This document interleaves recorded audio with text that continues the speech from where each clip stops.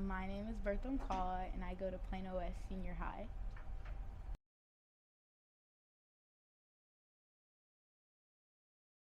African American Heritage Month to me means we finally get to experience for 28 days the beauty of our culture. We get to recognize the trailblazers before us while also being trailblazers ourselves.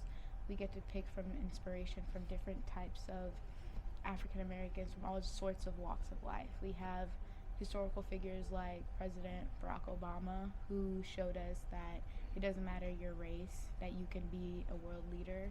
You can go from, strong women like Rosa Parks, who no matter what, people said about her, she still stood with what she believed, and she made an impact and she made a difference.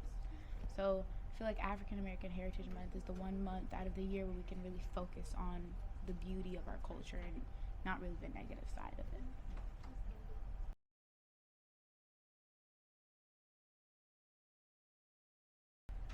Some advice that I would give would definitely be to research names outside of the ones that we usually are taught in school.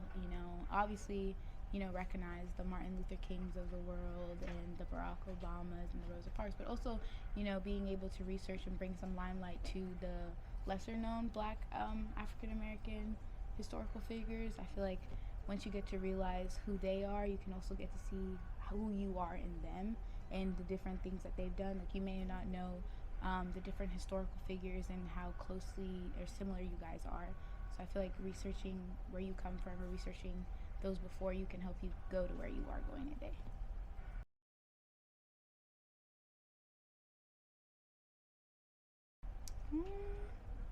How do I feel like I'm being a trailblazer? This year is kind of the first year that I was my name was in the same sentence as that word, trailblazer.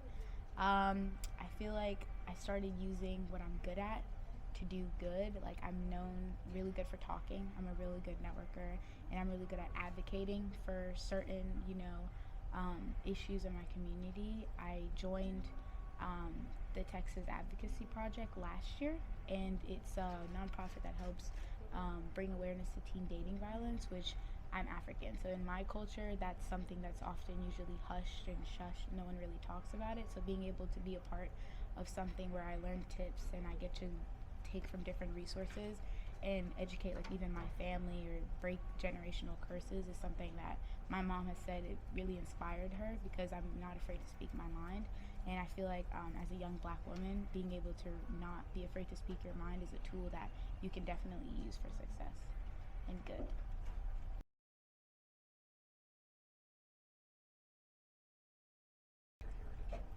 One thing that I'm most proud of with my heritage is my culture.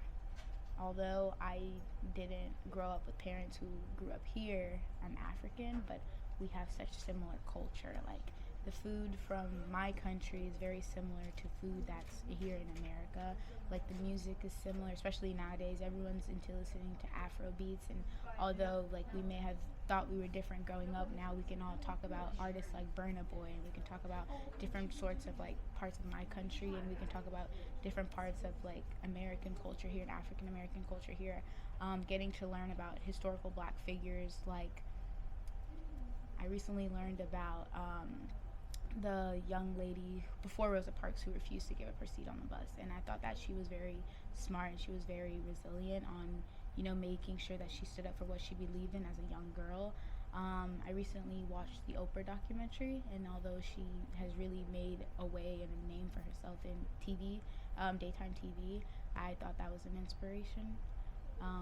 There's also many different, like, people you can look up to, and they may not all be activists, or they may not all be, like, free, like, on the front lines, but they're all black and they're all part of black history. Like, the Will Smiths of the world, and you can look at the Shaqs and you watch their documentaries, and we all have, being African American, we all seem to have this work ethic of wanting better for our children this year, or our future. Like, we want to build generational wealth from things that were stolen from us before. So I feel like one of the best things in our culture is the strive to be more connected, no matter the nationality, no matter the culture, and wanting to be better and secure our future for, well, our kids, or me being the kids these days.